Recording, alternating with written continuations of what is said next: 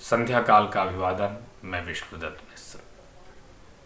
आज हम शिक्षा के विषय में कुछ चर्चा करना चाहते हैं। जैसे कि आप सभी लोग जानते हैं कि शिक्षा जीवन के लिए बहुत अनिवार्य विषय है और हर व्यक्ति को शिक्षा ग्रहण करना चाहिए। शिक्षा का जब व्यक्ति ग्रहण कर लेता है तो उसके जो व्यक्तित्व है, चाहे आंतरिक व्यक्तित्व हो या बाह्य व्यक्तित्व हो, दोनों प्रकार के व्यक्तित्वों में अपार परिमार्जन आता है, यानी कि बदलाव आता है।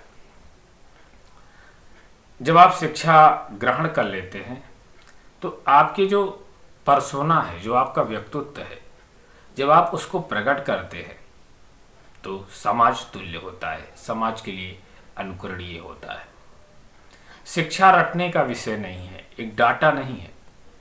शिक्षा आत्म अनुभूति का विषय है, उसको आपको अपने व्यवहारों में प्रयोग करने का विषय है। और जब तक अगर हम शिक्षा को डाटा के रूप में लेंगे तो उससे आपको आनंद नहीं आएगा, ना तो समाज को आनंद आएगा।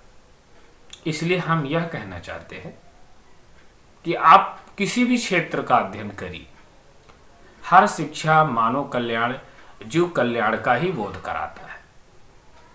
तो हम यही चाहते हैं कि आप शिक्षित हैं, योग्य हैं, पढ़ लिख कर तो आप समाज, राष्ट्र और वैश्विक स्तर पर एक अद्भुत कार्य करें।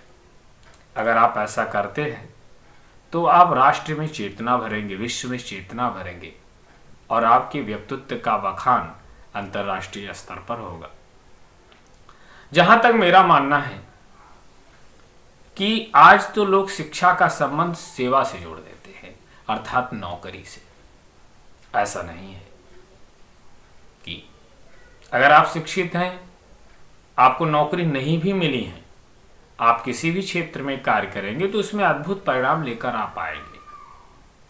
तो हम आप लोगों से यही कहना चाहते हैं कि आप डिग्री के पीछे मत भागिए, योग्यता को बढ़ाइए।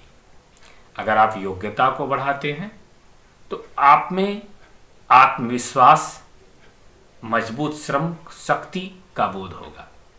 आप जिस भी क्षेत्र में रहेंगे उस क्षेत्र में अच्छा कर दिखाएंगे। हमेशा याद रखिए। एक बात ये भी है कि आपके पास हर वक्त समय होता है।